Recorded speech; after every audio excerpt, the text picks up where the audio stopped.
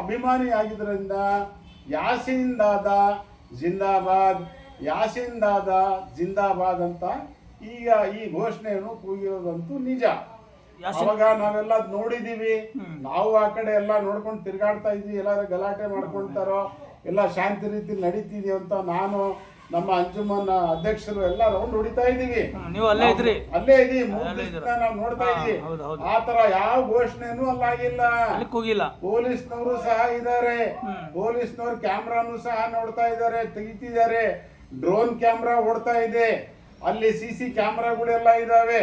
ನಾನೇನ್ ಮಾಡಿದೆ, ಮಾರನೇ ದಿವಸ ಈ ವಿಚಾರ ಬಂದಾಗ ನಾನು SP ಸಾಹೇಬರಿಗೆ ನಾನೊಂದು ವಾಯ್ಸ್ ರೆಕಾರ್ಡಿಂಗ್ ಮಾಡಿ ಕಳಿಸ್ಕೊಟ್ಟೆ. ಸರ್, ಇದು ಯಾಸೀನ್ ದಾದಾ ಜಿಂದಾಬಾದ್ ಅಂತ ಹೇಳಿ ಬರ್ತಾ ಇದೆ, ಇದನ್ನ ತಿರುಚಿ ನಮ್ಮ ವಿರೋಧ ಪಕ್ಷದವರು ಆ ರಾಜಕಾರಣದ ಬೇಳೆ ಬೇಯಿಸಕ್ಕೋಸ್ಕರ ಒಂದು ಹೊನ್ನಾರ ಮಾಡಿದ್ದಾರೆ, ದಯವಿಟ್ಟು ಇದು ಪರಿಶೀಲನೆ ಮಾಡಿ ಅಂತ ಹೇಳಿದ್ದೆ ನಾನು. ಇದು ಪೊಲಿಟಿಕಲ್ ಅಂತೀರಾ? ಪೊಲಿಟಿಕಲ್ 100%. ಯಾಕೆ ಅಂತ ಹೇಳ್ತೀನಿ.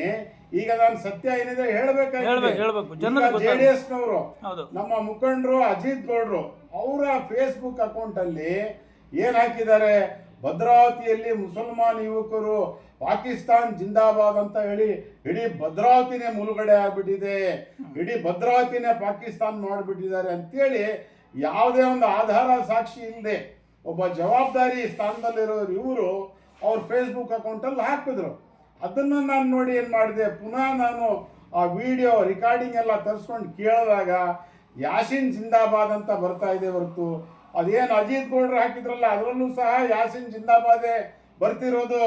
ನಾನು SP ಸಾಹೇಬ್ರಿಗೆ ಹೇಳಿದ್ದೀನಿ, ಸರ್ ಇದು ಯಾಸೀನ್ ದಾದಾ ಜಿಂದಾಬಾದ್.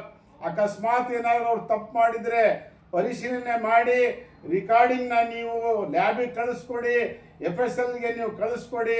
ಅದರಲ್ಲಿ ಏನಾದರೂ ಇವರು ತಪ್ಪು ಮಾಡಿದರೆ ಇವ್ರನ್ನ ಕಠಿಣವಾದ ಶಿಕ್ಷೆ ನೀವು ಕೊಡ್ಬೋದು ಅಂತಾನು ಸಹ ನಾನು ಅಂಜುಮನ್ ಸಂಸ್ಥೆಯಿಂದ ಎಲ್ಲ ಸೇರಿ ಹೇಳಿದ್ದೀವಿ. ನಾನು ರೆಕಾರ್ಡಿಂಗ್ ಮಾಡಿ ಕಳಿಸಿದ್ದೀನಿ ಸಾಹೇಬರಿಗೆ, SP ಸಾಹೇಬರಿಗೆ.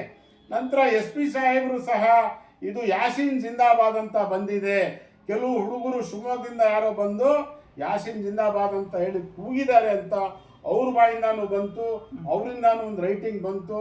ಬೆಳಗ್ಗೆ ಒಂದು ಹೇಳಿಕೆ ಕೊಟ್ಟರು ಅವರು, ಈ ಥರ ಯಾಸೀನ್ ಜಿಂದಾಬಾದ್ ಅಂತ ಬಂದಿದೆ, ಅದರಲ್ಲಿ ಪಾಕಿಸ್ತಾನ ಇಲ್ಲ ಅಂತ ಖುದ್ದು ಸಾಹೇಬರೇ ಹೇಳಿದ್ರು. ಮತ್ತೆ ಸಾಯಂಕಾಲ ನಿನ್ನೆ ನಾವೊಂದು TV ನೋಡಿದಾಗ SP ಸಾಹೇಬರು, ಇಲ್ಲ ನಾವೊಂದು ಸುಮೋಟೋ ಕೇಸ್ನ ನಾವು ಬುಕ್ ಮಾಡಿದ್ದೀವಿ, FIR ಆಗಿದೆ, ಆ ಕ್ಯಾಮ್ರಾದಲ್ಲಿ ಯಾರ್ಯಾರು ಇದ್ದಾರೆ ಅವ್ರನ್ನೆಲ್ಲ ನಾವು ಕಂಡುಹಿಡಿದು ಕಾನೂನ ಕ್ರಮ ತಗೊಳ್ತೀವಿ ಅಂತ ಹೇಳಿದಾಗ ನಮಗೆ ಸ್ವಲ್ಪ ಬೇಜಾರಾಯಿತು. ನಾವು ಇಷ್ಟೆಲ್ಲ ಹೇಳಿದ್ದೀವಿ, ಪ್ರೂಫ್ ಮಾಡಿಕೊಟ್ಟಿದ್ದೀವಿ, ಅದರಲ್ಲಿ ಇರೋದೇ ಯಾಸೀನ್ ಜಿಂದಾಬಾದ್ ಅಂತ. ಅಕಸ್ಮಾತ್ ನೋಡಿ ಸರ್, ನಾವು ಪಾಕಿಸ್ತಾನಿಗೆ ವಿರೋಧ ಮಾಡ್ಕೊಂಡು ಬರ್ತಿರೋ ಜನ.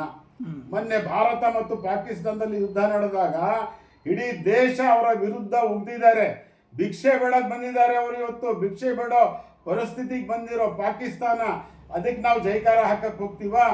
ನಮ್ಮ ದೇಶಕ್ಕೆ ಅವರು ದ್ರೋಹ ಬಗೆದು ದೇಶದ ಮೇಲೆ ನಾನಾ ರೀತಿಯ ಕೊಲೆಗಳನ್ನೆಲ್ಲ ಮಾಡಿಸಿ, ದರೋಡೆಕೋರನ್ನೆಲ್ಲ ಕಳಿಸಿ, ಉಗ್ರರನ್ನೆಲ್ಲ ಕಳಿಸಿ, ಕಾಶ್ಮೀರಲ್ಲಿ ನಮ್ಮ ಭಾರತೀಯರನ್ನ ಇವರು ಗುಂಡಿಟ್ಟು ಕೊಂದಿದ್ದು ನಾವು ಇವತ್ತಿಗೂ ಮರ್ತಿಲ್ಲ. ನಾವು ಸುಮ್ಮನೆ ಇರಲ್ಲ, ನಾವು ವಿರುದ್ಧನೇ. ಪಾಕಿಸ್ತಾನ ಅಂತ ಹೇಳಿದ್ರೆ ನಾವು 100% ವಿರುದ್ಧ. ನಾವು ಬೇಕಾದ್ರೆ ಅಲ್ಲಿ ಬಾರ್ಡ್ರಿಗೆ ಹೋಗಿ ನಾವು ನಮ್ಮ ಪ್ರಾಣನೂ ಬೇಕಾದ್ರೆ ಕೊಡ್ತೀವಿ ಅಂತಂತೇಳಿ ನಾವೆಲ್ಲ ಹೋರಾಟ ಮಾಡಿರೋ ಜನ.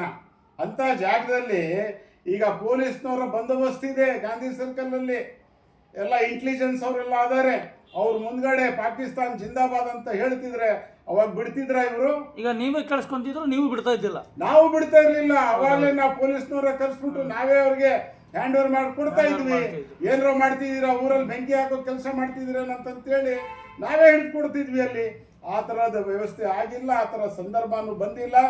ಹಾಗಾಗಿ ನಾನು ಮತ್ತೆ ಭದ್ರಾವತಿ ಜನತೆಯಲ್ಲಿ ನಾನು ಮನವಿ ಮಾಡ್ತೀನಿ, ಯಾವುದೇ ಕಾರಣಕ್ಕೂ ವಿರೋಧ ಪಕ್ಷಗಳ ಮಾತು ಮೇಲೆ ಈಗ ಮೊನ್ನೆ ಏನೋ ಅವರ BJPನವರು ಏನೋ ಅಲ್ಲಿ ಬೈಕಾಟ್ ಮಾಡಿದ್ರು, ಬಹಿಷ್ಕಾರ ಹಾಕಿದ್ರು. ಯಾರೋ ಹೆಣ್ಣುಮಕ್ಕಳು ಸಹ ನೋಡಿ ಯಾವ ತರ ಬಹಿಷ್ಕಾರ ಹಾಕಿದ್ದಾರೆ. ಇದೇ ನಾವು ಹಾಕಿರ್ತೀರ ನಾವು ಬಿಡ್ತಿದ್ರ ಪೊಲೀಸ್ನವರು? ಏನ್ ಹೇಳ್ತಿದ್ದಾರೆ, ಭಾರತದಲ್ಲಿ ಇದ್ರೆ ಒಂದೇ ಮಾತ್ರ ಹೇಳ್ಬೇಕು, ಭದ್ರಾವತಿಲಿ ಇದ್ರೆ ತಿಕ್ಕ ಮುಚ್ಕೊಂಡು ಇರ್ಬೇಕಂತ ಹೇಳ್ತಾರಲ್ಲ ಇವರು. ಇದಕ್ಕೇನ್ ಕಾನೂನು ಕ್ರಮ ನೀವು ತಗೊಂಡಿದ್ದೀರಿ? ನನಗೆ ಉತ್ತರ ಕೊಡಿ ನೀವು. ನಮಗೂ ಕೇಳಕ್ ಬರುತ್ತೆ, ನಮಗೂ ಮಾತಾಡಕ್ ಬರುತ್ತೆ, ನಮಗೂ ಬೈಯಕ್ ಬರುತ್ತೆ. ಇಷ್ಟೆಲ್ಲ ಅನಾಹುತಗಳು ಬಿಜೆಪಿ ಅವ್ರ ನೆನೆ ಮಾಡಿದ್ದಾರೆ. ಅವ್ರ ಮೇಲೆ ಮೊದಲನೇದಾಗಿ ನೀವು ಕ್ರಮ ಜರುಗಿಸಿ, ಅದಕ್ಕೆ ಪ್ರೂಫ್ ಇದೆ.